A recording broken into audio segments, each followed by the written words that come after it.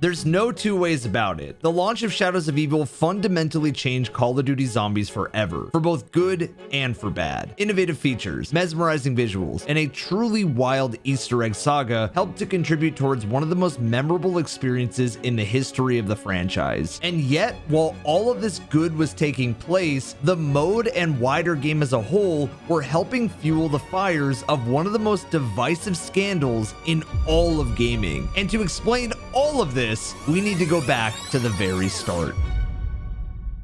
On August 28th of 2013, the Call of Duty community experienced the finale of Black Ops 2 Zombies for the very first time. Origins was a spectacle unlike anything we had ever seen in Call of Duty before, and for an array of different reasons, it's arguably the most important map in the history of the franchise. However, love for Origins has steadily grown over time, and the sentiment around the map's finale was far from overwhelmingly positive at the time. Origins' polarizing finale really posed more questions than answers at the time, seemingly presenting the entire Zombies franchise with the cliche ending of being one big dream. And it's also worth noting that it was the very first ending cutscene we would ever see in Zombies, and therefore some were incorrectly led to believe that this signaled the end of Zombies as we knew it. The power of hindsight shows us that we really couldn't have been more wrong, but the community would have to wait for over 2 anxious years to discover what Treyarch had been cooking up for the future. Reality shows us that Treyarch would propel Zombies to glorious heights in Black Ops 3, with incredible innovation and breathtaking design, but that would all have to start in one place, with the map that truly changed Call of Duty Zombies forever: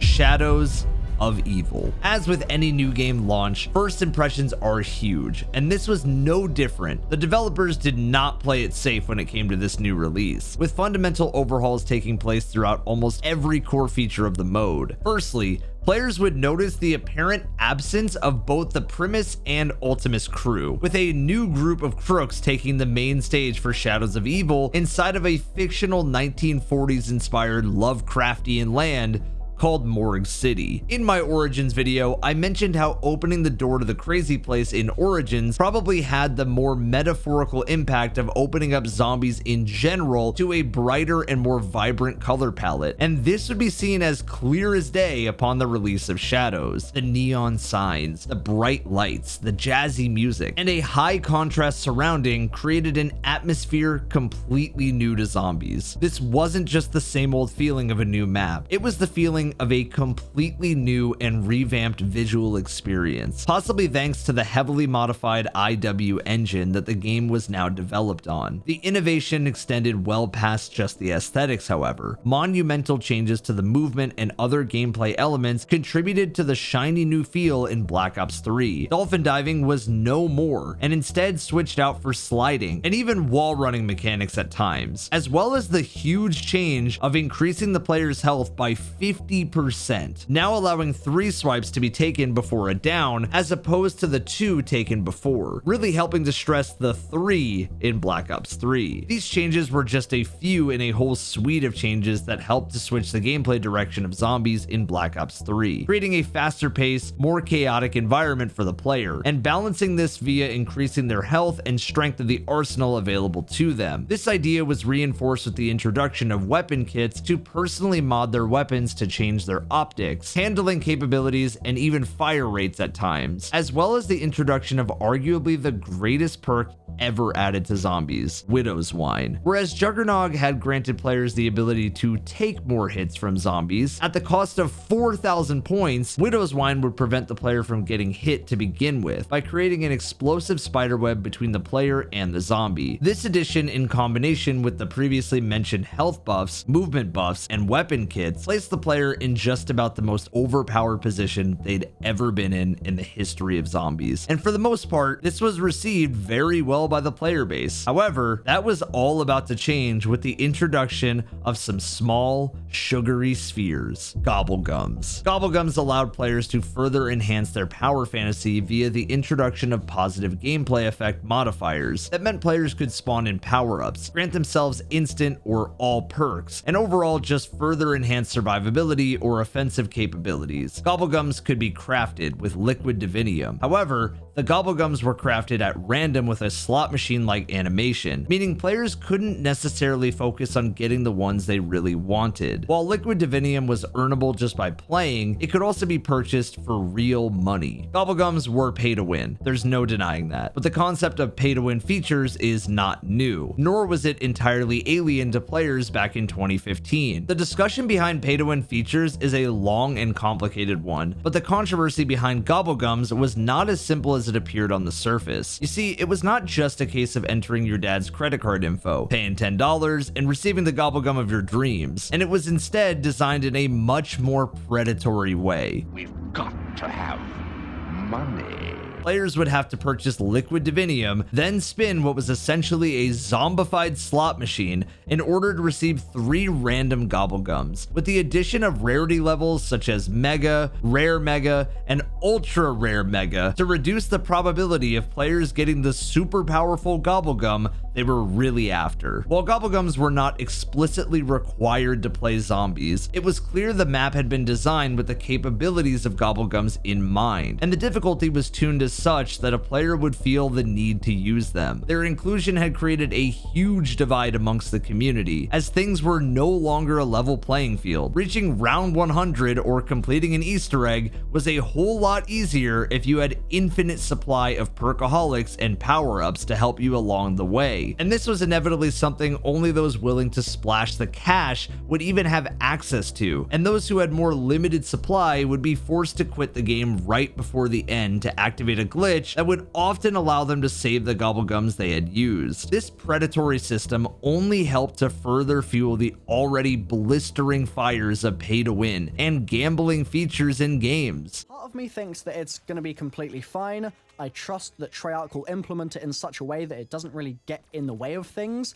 But another part of me is a little worried. It just feels a little weird that this is the route that Activision and Treyarch are going down when in-game, it's so unbelievably slow to unlock liquid divinium, and it's completely arbitrary, that speed. Loot boxes and essentially the underage gambling that came with it was rife in this era of gaming. CSGO skin gambling and later Star Wars Battlefront being notable examples of really poor yet somewhat accepted practices in the video game industry. What really makes the Gobblegum implementation of these features worse, however, is the fact that Black Ops 3 was not COD's first rodeo with pay to win or loot box mechanics. Sledgehammer Games had already experienced significant backlash with supply drops and stronger weapon variants available from them in 2014's COD Advanced Warfare. And one of the big selling points for Black Ops 3 in many ways had been the reversal of disliked Advanced Warfare features, such as returning to a more boots on the ground feel and an implied removal of heavy pay to win elements. While Treyarch did scale back a little bit for the launch of Black Ops 3, the nature of these features is always that they scale up quickly throughout a game's life cycle, and it would be no different this time around. But that's a conversation to dive into when we cover maps that succeed today's main topic. And now you can use the Easter egg tool of code Evan at checkout on Cheeky Soap for 10% off your next order. They're even doing a Chainsaw Man collab for my anime fans out there. Trust me, this soap slaps. On top of that, code Evan at Gamersubs is another tool in the Easter egg catalog, and it's the best code on their website right now. If you're a fan of Gamersubs, you can get a week long of free shipping using my code on any orders over $50. This only applies to the US and the EU. Getting back to Shadows of Evil, it was another celebrity cameo type of map, much like Mob of the Dead, which makes complete sense when you realize it was developed by the same team. The Afterlife mode that drastically switched up power and unlock mechanics in Mob of the Dead would be expanded on by the dev team here to create the Beast mode. This limited used mode functioned pretty much identical to Afterlife, but also allowed players to grapple and melee to interact with the map further. While there was no craftable plane on Shadows, the dev team did expand further on player transport, innovating the gondola scene on Mob of the Dead to a longer train system that was a really cool feature until you got stuck in your train car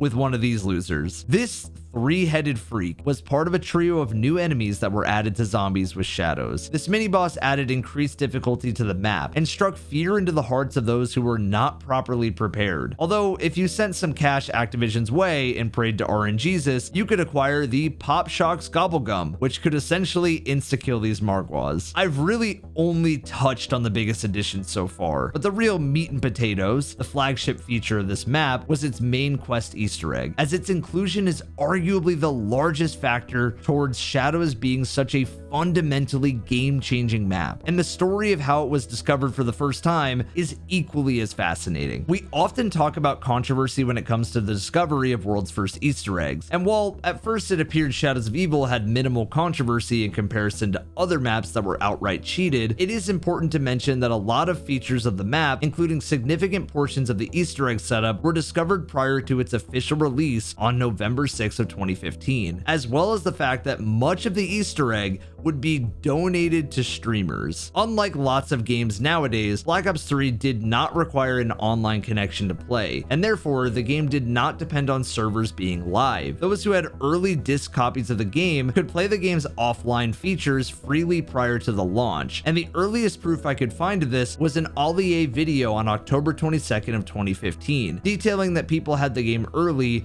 and he had seen gameplay, and even Noah J letting people know during a live stream that he was able to play the game early. Holy crap.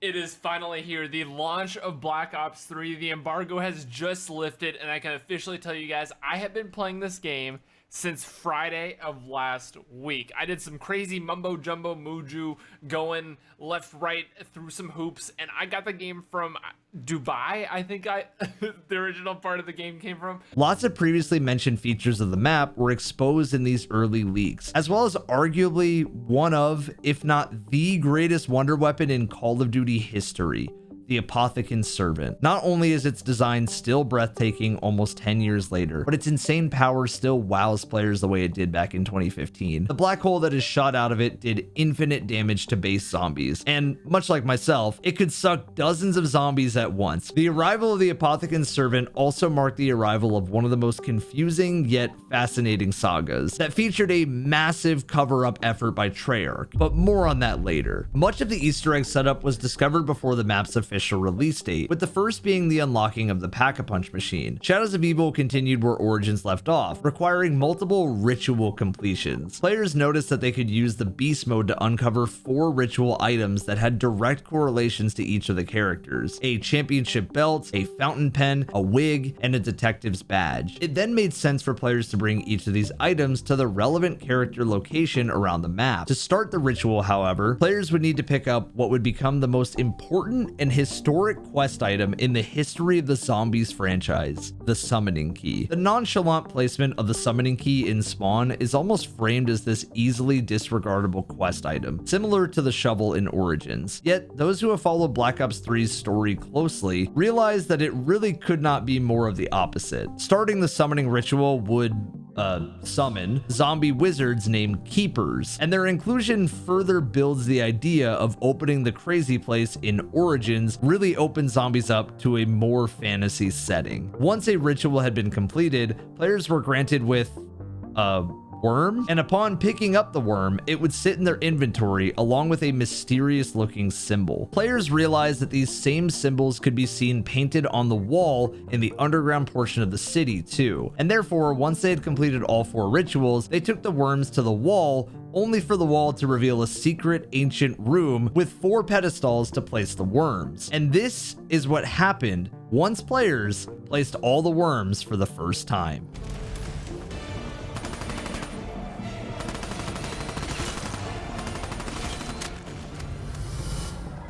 While nowadays we have become accustomed to big spectacles and zombies, it's important not to forget how impressive and refreshing it was back in 2015. The shock value of seeing this ancient room, combined with the dramatic final ritual music, was super innovative almost 10 years ago, and is still impressive to me now. The completed ritual revealed a very unique, Half-Life-like portal that was the Pack-a-Punch machine. And while Origins was technically the first map to have a custom Pack-a-Punch machine, the creepy tentacle handing you your weapon was really a nice atmosphere-enhancing touch by Treyarch. Although Pack-a-Punch is technically the first step of the Easter egg, plenty of teams unlock Pack-a-Punch with no intention of completing the Easter egg. However, the second Easter egg step to be discovered before the map's launch was a little different. When looking at the transit maps for the trains, players noticed question marks at 3 locations along the route. And while these locations could not be stopped at, when passed by, players would notice glowing red symbols. Although it was unclear what to do with them until some keen-eyed players would notice that the beast mode would reveal them on the opposite wall to the Pack-a-Punch symbols in the subway. And zapping the 3 correct symbols would reveal 4 apothecon eggs. These eggs could be taken to weird tentacle octopus statue things around the map and charged up like a soul box. Soul box steps were not new or unique to zombies, but the reward that this soul box step would grant certainly was unlike anything we had seen in zombies previously. The apothecon sword. Not only was this sword an inherently unique weapon with its light attack and heavy attack, but the way it was equipped was new to the franchise too. The sword did not take up your conventional weapon slots and instead found its home on your HUD under the specialist weapon category. Specialists were a new addition and unique selling point of Black Ops 3's multiplayer at the time, with each specialist having a chargeable ultimate and super ability they could deploy when needed. This found its way over to zombies, and players seemed very receptive to the idea, especially when the sword was as good as this. After this, one final step would also be discovered before the map officially launched. And while it might seem as if the majority of this Easter egg was discovered prior to the map's launch, it wouldn't officially be completed until November 12th, 6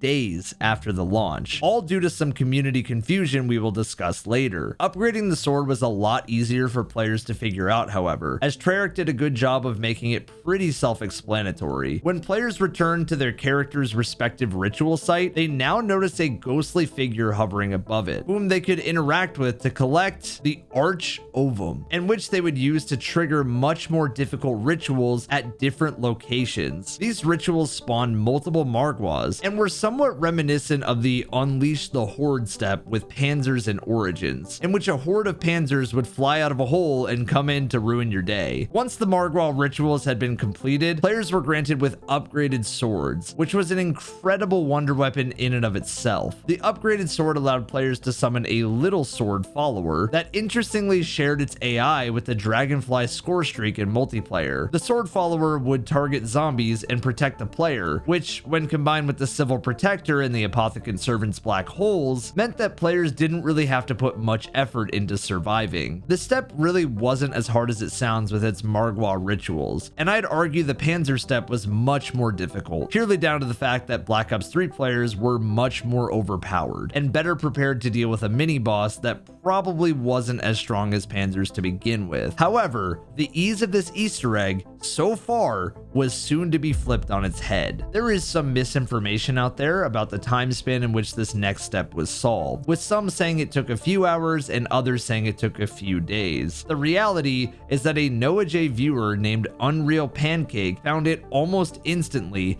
and let Noah know. Real facts, Noah doesn't know. You can upgrade Little Arnie, the unicorn, and Nero's Landing starts the Easter egg once you upgrade the sword. The katana is real. Does this guy have some intel that I don't have?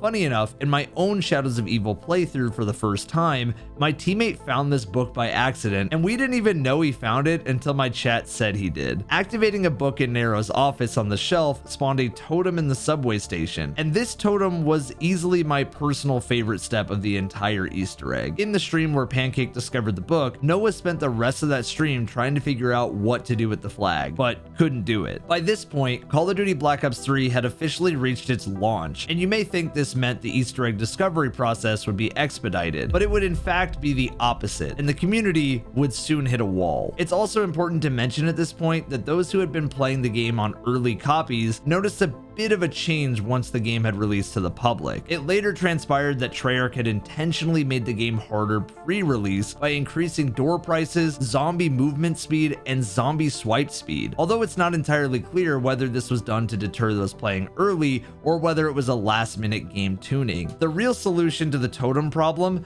was to plant the flag around the map in specific spots and then defend it as a team. This defense step was far from your average soul box or lockdown step. It was a genuinely really tough challenge and remains that way even by today's standards. Infinite spawns of meatballs as well as waves of zombies and parasites would tunnel vision down towards the flag in an effort to destroy it. And if that wasn't enough, the Shadow Man would also periodically spawn in with a charged attack you would have to interrupt too. While this step was difficult and frustrating at times, the chaos it provided and the hype once completed was exactly what zombies needed. And without Treyarch's significant buffing of the player in Black Ops 3, it's unlikely that this step would have been able to exist. The increased defensive capabilities like bonus health, Widow's Wine, AI defenses such as the Sword and Civil Protector were all vital to making sure that teams could progress past this step. It's also important to recognize that this was the first game to introduce the feature of double pack-a-punch upgrades like Thunderwall, Fireworks, Blast Furnace, Turned, and Deadwire, with one of these equipped to your weapon also being incredibly helpful for dealing with the chaos. The Apothecary Servant's sucking capability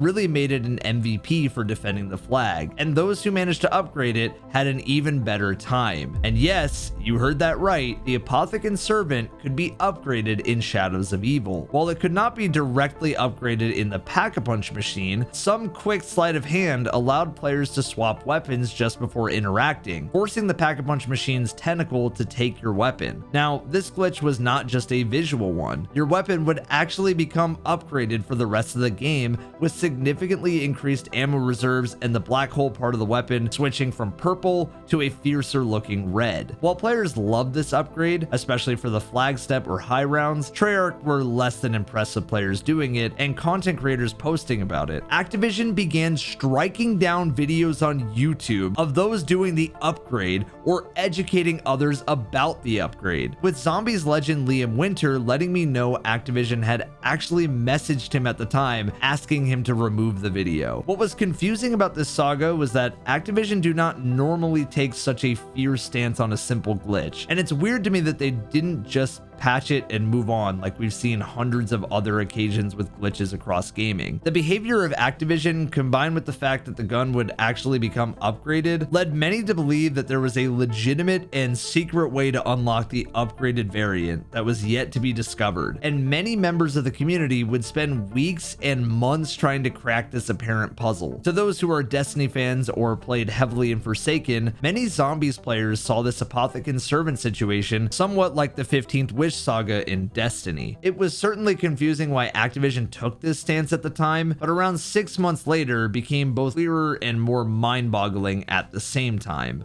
Is the Shadows of Evil Wonder Weapon upgradable? Okay, let me be definite and cryptic at the same time. As expected. Yeah. It is not possible to upgrade the Apothecary Servant in Shadows of Evil.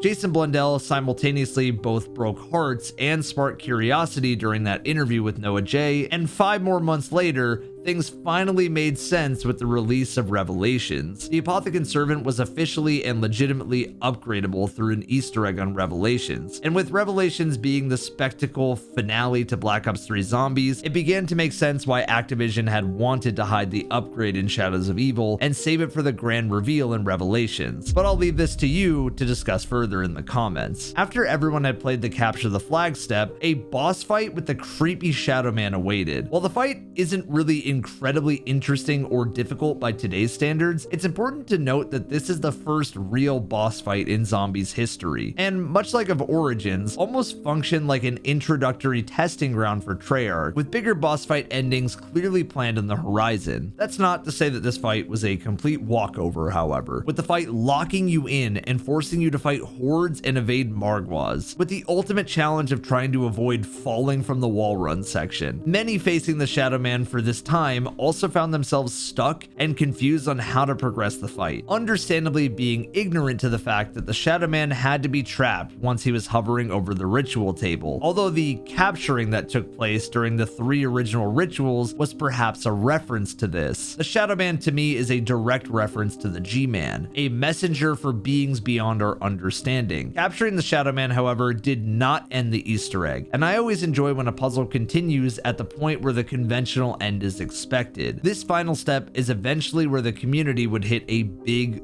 wall, with seemingly no one having any leads on how to complete the Easter egg. However, after a few days, the community did come to the conclusion that whatever the next step was, it would only be triggered with a full squad of 4 players. A full team of 4, however, did make getting to this point more difficult, with rituals lasting longer, more zombies spawning, and the already challenging flag step requiring the flag to be charged even longer. It would take almost an entire week after launch for the final step to be cracked, although the reality tells us that this did not come via an ingenious light bulb moment from a community member, but instead from a data miner. Admiral Baru would have the requirements of the final step donated to him, seemingly the same way Noah had the narrow step gifted to him. A comment from the data miners themselves on Baru's world's first completion video outlines how the game's files hinted towards electrifying train rails, and with 3 train stations in the game and a central point of interest in the middle, Admiral Baru's team put 2 and 2 together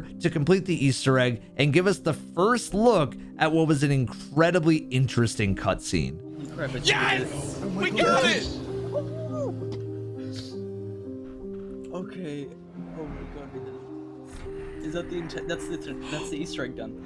Oh my god. Holy shit! I'm so sorry. What? I really do What? not have to What? say. I Hello? have a universe to set right. Thank you and goodbye. We did it! It's a real shame that after a week of discovery, Shadows of Evil would not be solved legitimately. And unfortunately, this has been a theme of Black Ops Zombies in the past and to be expected in the future. Despite this ending, unbeknownst to the community, the launch of Black Ops 3 and Shadows of Evil had just marked the change in zombies forever. The chaos and spectacle of the map set a precedent for what would be seen in a future map release, and the buffs that Treyarch had added to the player's arsenal would serve as justification to create some of the most ludicrous Easter eggs and boss fights the zombie mode would ever see. And while gaming communities can often be skeptical of it, the innovations in Shadows of Evil, pay-to-win gobblegums included, prove that change can really be a great thing.